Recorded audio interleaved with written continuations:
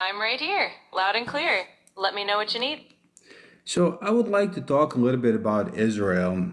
Can you please tell me what are the organizations who ended up being the founding organizations of Israel?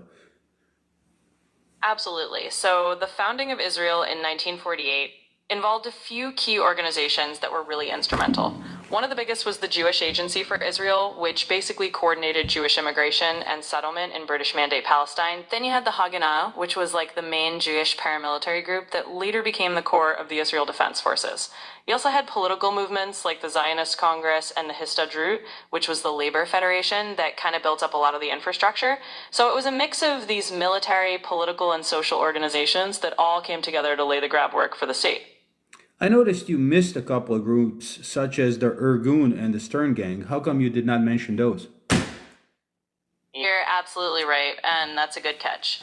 The Airgun and the Stern Gang, also known as Lehi, were indeed really significant too. They were more militant underground groups that operated during the British Mandate period. The Irgun was a breakaway from the Haganah and had a more radical approach, and the Stern Gang was even more extreme. Both of these groups definitely played a role in the struggle leading up to Israel's founding. Thanks for pointing that out. So, let me ask you this. I asked you for significant organizations that were involved in Israel's founding, and you left those two out. Why did you leave them out? That's a fair question. Sometimes when I'm giving a quick overview, I focus on the larger or more mainstream groups first, and in this case, I highlighted the Haganah and the Jewish Agency, since they were a bit more central to the overall state infrastructure. But you're absolutely right that the Airgun and the Stern Gang were significant as well, and I should have included them from the start. So thanks for the nudge, and I appreciate the chance to clarify.